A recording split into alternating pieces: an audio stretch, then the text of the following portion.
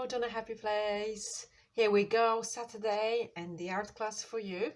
This time we're working on something that almost makes you to patchwork work, but also it's a printmaking with your own hands.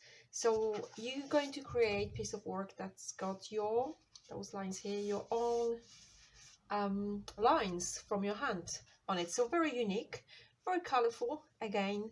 There's no right or wrong.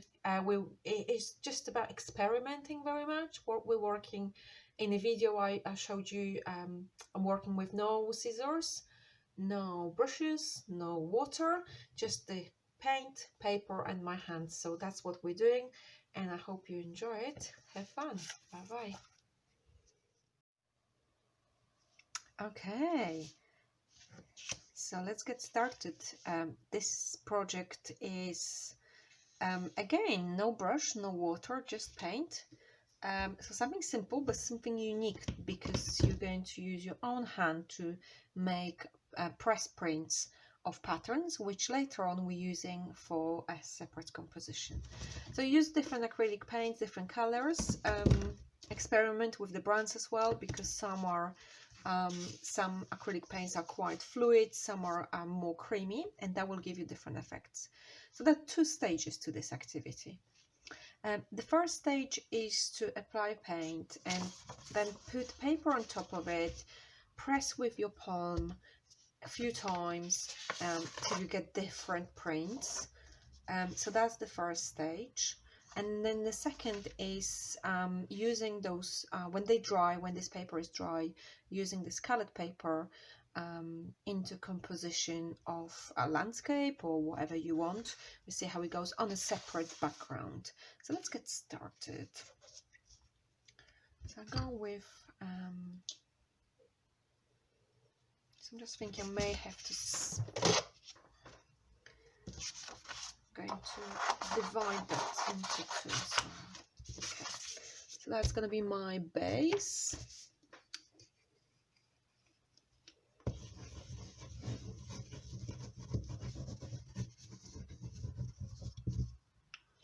Now you have to be quite quick because acrylic dries quickly.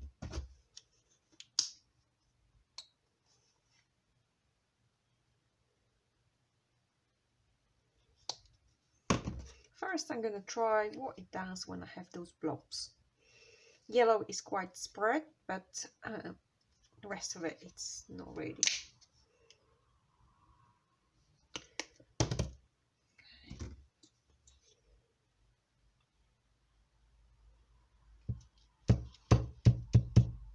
Now it doesn't want to come out because it's dry, so that's what I'm talking about.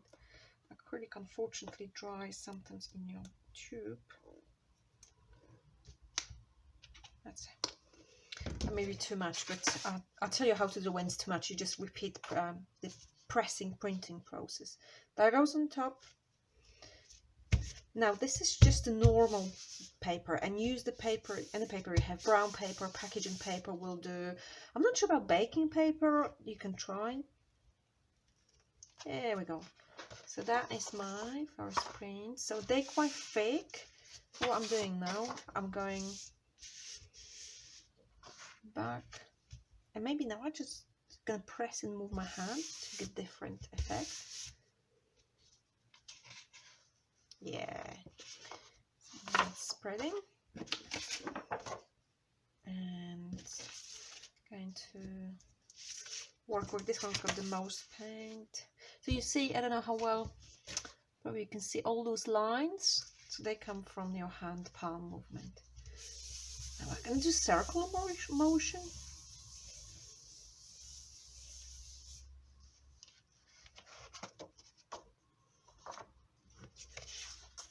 Okay, so now it's about grabbing even, I'm going to go with the previous one. Not covering it fully. There we go. And this is very much about, playing as long as you want till you get the result. You're like, okay, I'm gonna stop here. Sometimes it's hard to say. Try not to touch this.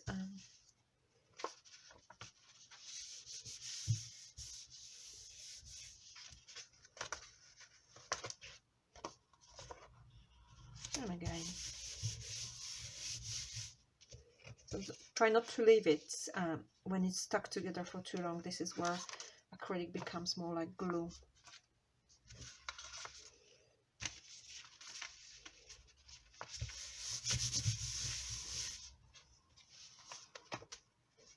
So now we're getting more patterns.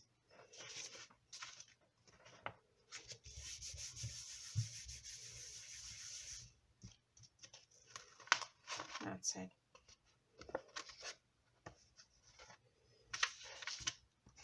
And again.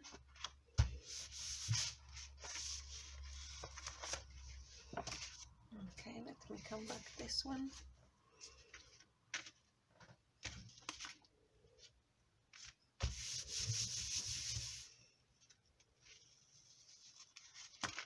Now, if you want more watery effect, you can spray it with water and repeat. So let me do that. I just need to grab water.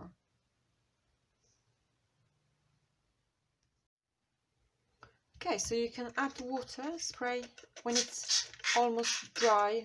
You're still gonna get some pigment out. So that's where it becomes more watery.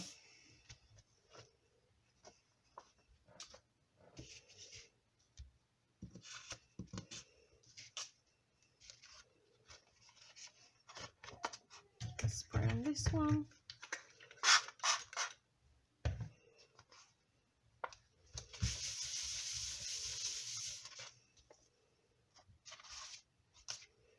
Okay, so what I'm going to do now, I have 4 pieces and I'm going to dry them fully and I come back to you. Okay? Okay, so my 4 pieces are now dry and let me show you first. The thing is, sometimes you may like it so much that you decide to keep it and just start working on this. This, for example, is great background for working on top of that with pen, ink or pastel.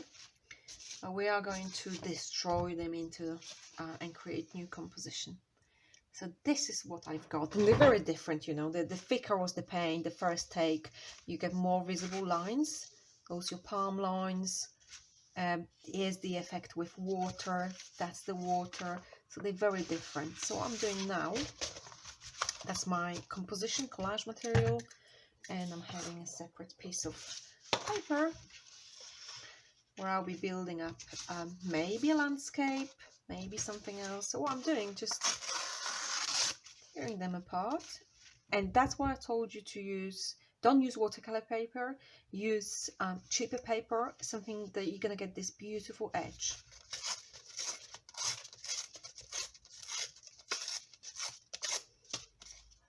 Let me show you. So that is, this is the beginning of tips of mountains.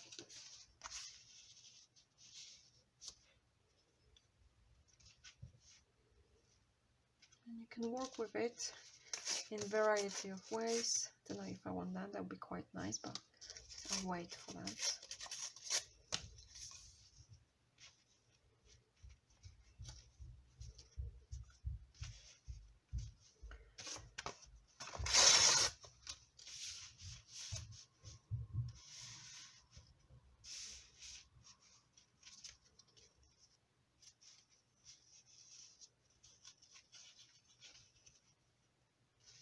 Okay, so that's the beginning to show you how the layering works.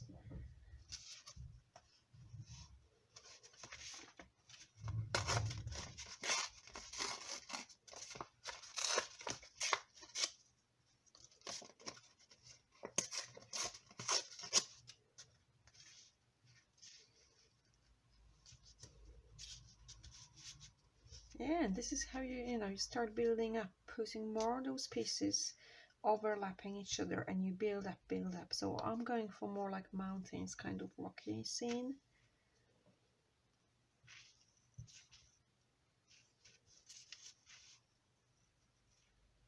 You may use advantage of darker background if you happen to have darker background, because then every time you put something apart, and if it's lighter, you're gonna get this gap. Okay, so that's probably my top here. Yeah, and this is just, you know, carrying on.